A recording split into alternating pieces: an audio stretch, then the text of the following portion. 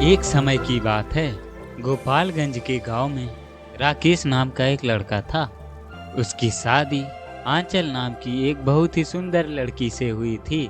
वह आंचल से बहुत प्यार करता था, लेकिन आंचल बहुत घमंडी और नकचड़ी थी। वो राकेश से नहीं, अपनी सुंदरता से प्यार करती थी।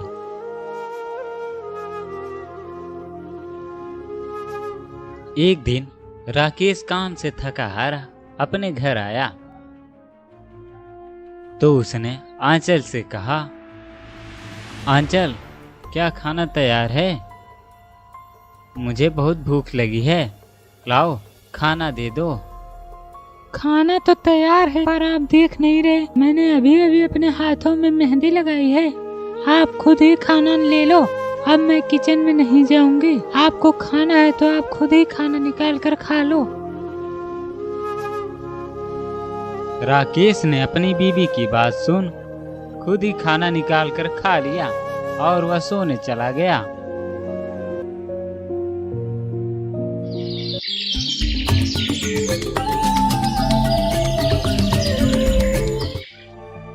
सुनिए जी, आप मुझे कल शॉपिंग लेकर जाना।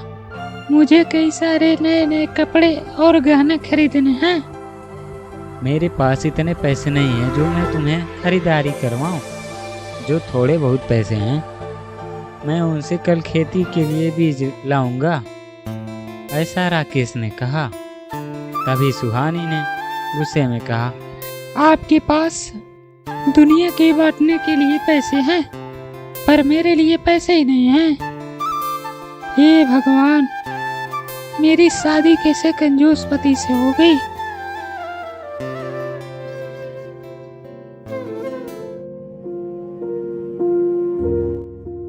राकेश पूरी रात अपनी पत्नी के तानों इतना दुखी हो गया कि उसे नींद ही नहीं आई और वो पूरी रात सोचता रहा, आखिर मेरी पत्नी मुझसे प्यार क्यों नहीं करती है?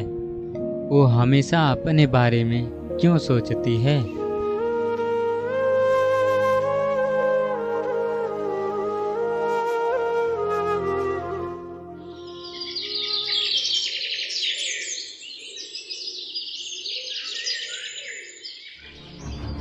जब सुबह हुई तो वो अपने काम के लिए निकल गया।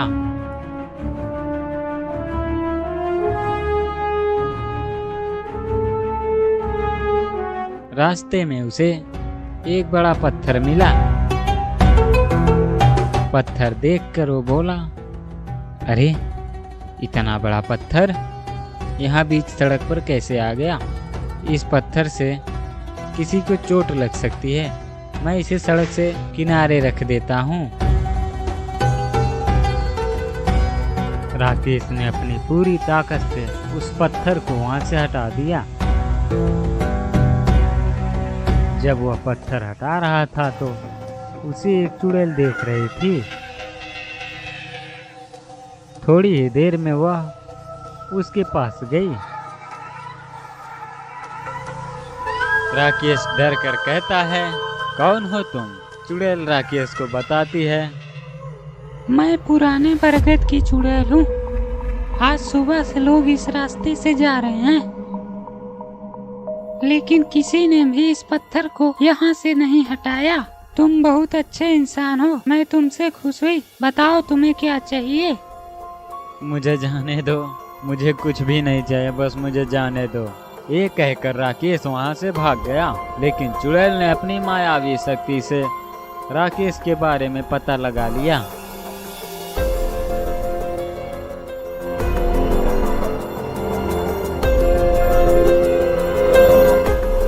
चुड़ैल मन ही मन सोचती है, इतने अच्छे इंसान की पत्नी इतनी घमंडी कैसे? मुझे इस इंसान के लिए कुछ करना चाहिए। इसके बाद चुड़ैल उसके घर गई।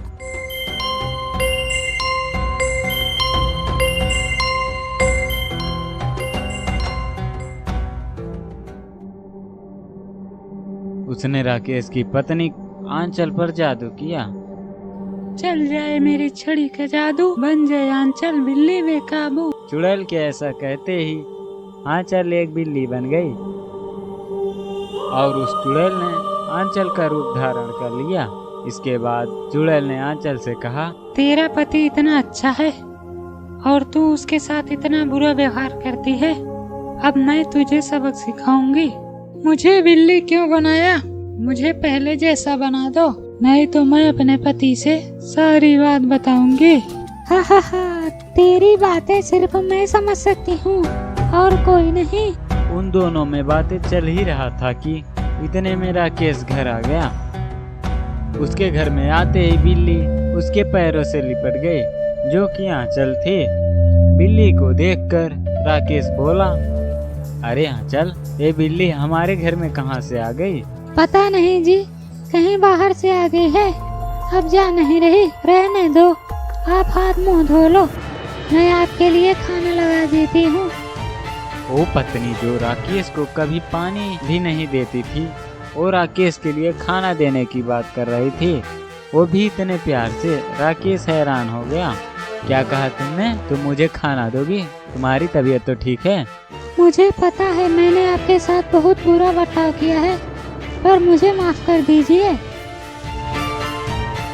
राकेश आंचल की बात सुनकर बहुत हैरान हो गया और उस दिन के बाद आंचल राकेश का बहुत ख्याल रखने लगी।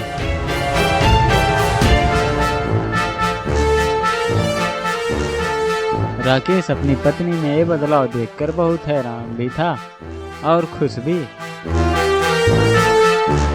उनके घर में रहने वाली बिल्ली ये सब देखकर बहुत चिढ़ती थी, लेकिन चुड़ैल के जादू के सामने वो बेबस हो जाती थी।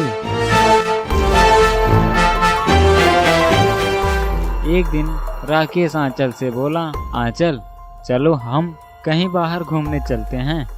आज मैं तुम्हें खरीदारी करवाऊंगा। तुम्हें बहुत शौक है ना कपड़े और नए नए गहने खरीदने का?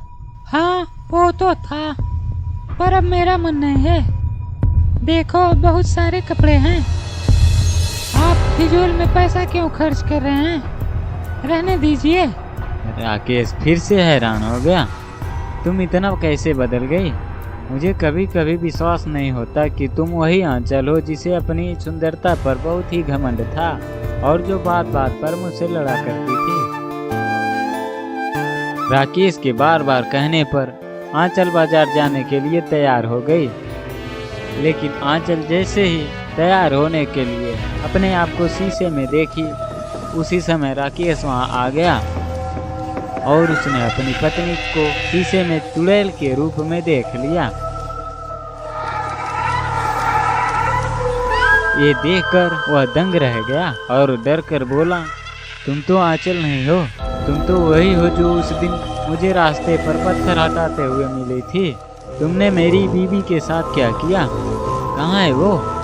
राकेश की बात सुन चुड़ैल अपनी असली रूप में आ गई और कहने लगी, मुझे माफ कर दो राकेश, मैं तुम्हें धोखा नहीं देना चाहती थी। तुम बहुत अच्छे इंसान हो और तुम्हारी पत्नी तुम्हारे साथ बहुत बुरा व्यवहार करती थी, जो देखकर मुझे अच्छा नहीं लगा। इसी कारण मैंने ऐसा किया और तुम्हारी पत्नी के साथ मैंने कुछ नहीं किया।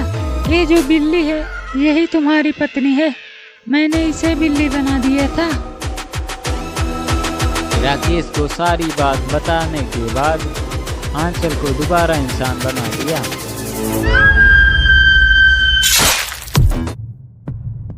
उसके बाद चुड़ैल बोली, राकेश, अगर मैं चाहती तो तुम्हारी पत्नी को मार भी सकती थी, लेकिन मैंने ऐसा नहीं किया क्योंकि मैं तुम्हारी पत्नी को ये दिखाना चाहती थी कि अपने पति के साथ कैसे व्यवहार किया जाता है। अब से तुम्हारी पत्नी तुम्हारे साथ अच्छा व्यवहार करेगी। ये सुनकर आंचल रो रो कर कहने लगी, आप ठीक बोल रही हो चुड़ैल जी, मैं अपनी सुंदरता के घमंड में इतने अंधी हो गई थी कि मैंने अपने पति को भी कुछ नहीं समझा। आज के बाद ऐसा कुछ नहीं करूंगी। आप दोनों मुझे माफ कर दीजिए।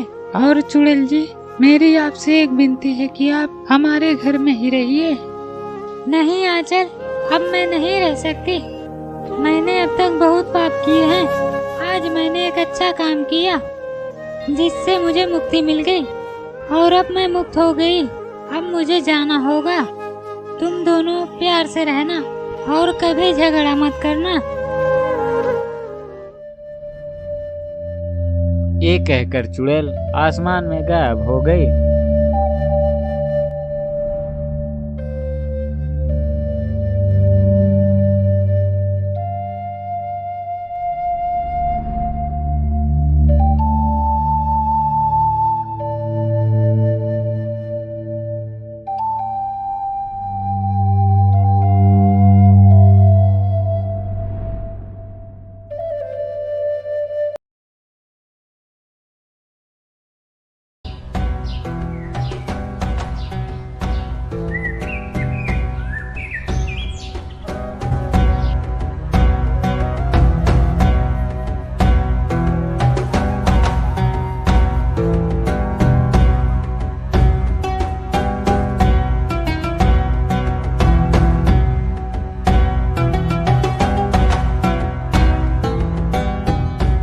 बेटा, मैं तुम सबका खाना बांध दी हूँ। अब तुम सब जाओ, तुम्हें कोई काम अवश्य मिल जाएगा। ठीक है माँ, आशीर्वाद दीजिए। उस बुढ़िया के तीनों बेटे काम की खोज में घर से निकल जाते हैं।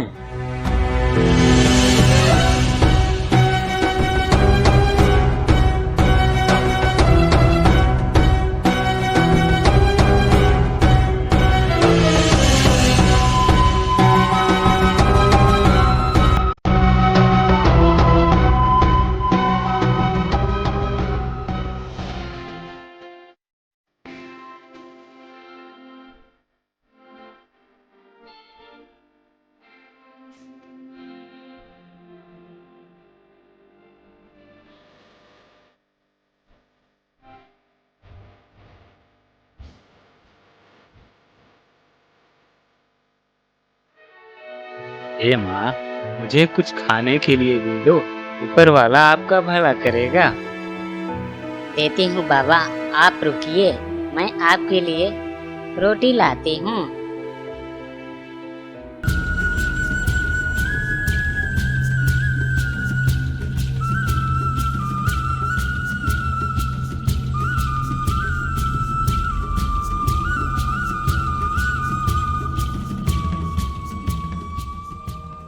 तीनों बेटे जंगल से गुजर रहे थे। देख चेतन, हम घर से तो निकले एक साथ हैं, पर अब हमें अलग अलग होना पड़ेगा। हम एक साथ रहेंगे तो हमें काम मिलना मुश्किल होगा। भैया सही कह रहे हो, अलग अलग दिशाओं में जाकर कोई काम ढूंढना चाहिए। घर पर माँ हमारी इंतजार कर रही होगी। वे तीनों यहीं से अलग हो जाते हैं और वे सभी एक बात सोच रहे थे कि अच्छा काम मिल जाए।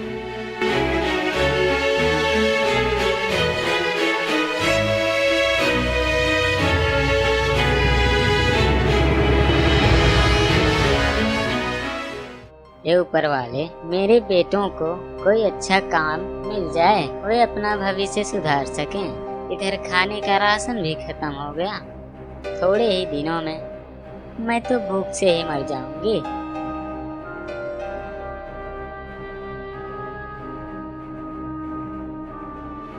जो दे उसका भी भला, जो ना दे उसका भी भला। देने वाला रब है बैठा, वही है देता वही है लेता। कोई है क्या घर पर?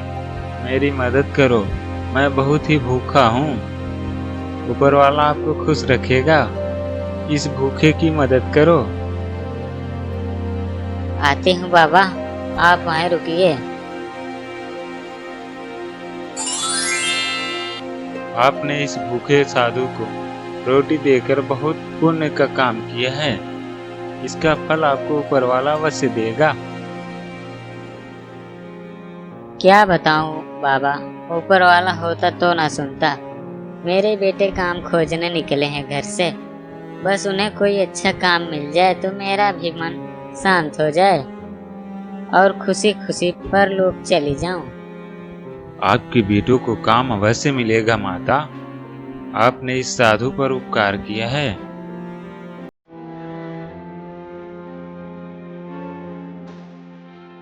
जो दे उसका भी भला, जो ना दे उसका भी भला। है जो ऊपर बैठा स्वामी, वही है देता वही है लेता। इधर तीनों बेटे अच्छे अच्छे पद पर काम पा जाते हैं। बड़ा बेटा रमेश कुम्हार के यहाँ मटके बेचने लगा, छोटा बेटा चेतन लकड़हारे के यहाँ और मझला बेटा सूरज एक जमींदार के यहाँ। तीनों बड़ी ही ईमानदारी से काम करने लगे। वे सभी काम के प्रति बहुत ही लॉयल थे, अपने अपने काम को मन लगा कर करते थे। इधर बूढ़ी उनके बारे में सोचकर परेशान रहती थी और उसके लड़के भी घर आने के लिए बेचैन थे।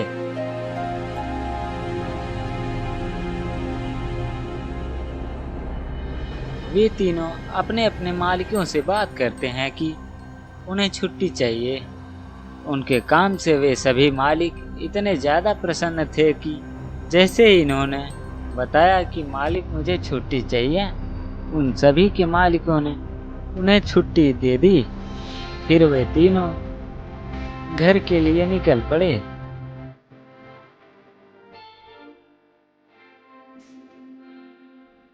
कई महीने बीत गए, कोई अता पता नहीं मेरे बेटों का। जहाँ भी हों वे बस खुश रहें और अच्छे से हों। अब मैं जा रही हूँ। उस बुढ़िया ने एक रोटी बनाई जिसमें जहर मिला था। वह बुढ़िया उसे खाकर आत्महत्या करने वाली थी। तभी उस गांव में वह साधु आता है। जो दे उसका भी भला, जो ना दे उसका भी भला, है जो ऊपर बैठा स्वामी, वही है देता वही है लेता। अरे ओ माँ, घर पर हो क्या? इस साधु को कुछ खाने के लिए दे दो, ऊपर वाला आपकी सहायता करेगा। आज घर पर कुछ नहीं है बाबा, आज आपको मैं कुछ नहीं दे सकती। आज आप यहाँ से जाइए। मैं बहुत ही भूखा हूँ, आप मुझे एक रोटी ही दे दीजिए, मैं उसी से अपना काम चला लूँगा। उसे खाकर मेरी भूख कम हो जाएगी। मेरी तरह यह साधु भी हमेशा परेशान रहता है। रोज प्रतिदिन यह एक दूसरे के घर जाकर एक एक रोटी के लिए भटकता रहता है। क्यों ना मैं जो अपने लिए रोटी बनाए हूँ उस रोटी को मैं इस साधु को दे दूं और मैं अपने लिए दूसरी रोटी बना लूंगी। हाँ, ये ठीक रहेगा। ये साधु भी हमेशा परेशान ही रहता है। इस साधु को भी इस दुनिया से मोक्ष मिल जाएगा। इन्हें फिर किसी के घर भटकना नहीं पड़ेगा। उस बुढ़िया ने जहर मिले रोटी को उस साधु को दे दिया। वह साधु रोटी लेकर जाने लगा।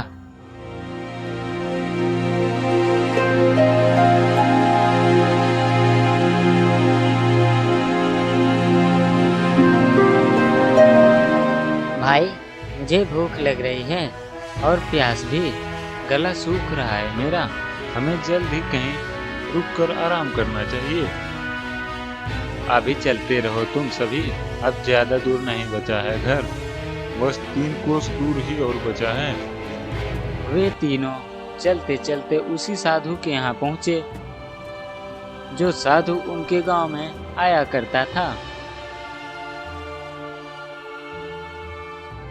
उस साधु ने उसी जंगल में अपनी एक कुटिया बना रखा था, जो वहीं पर रहता था। साधु को देख पहचान गए वे सभी। प्रणाम साधु बाबा, आशीर्वाद।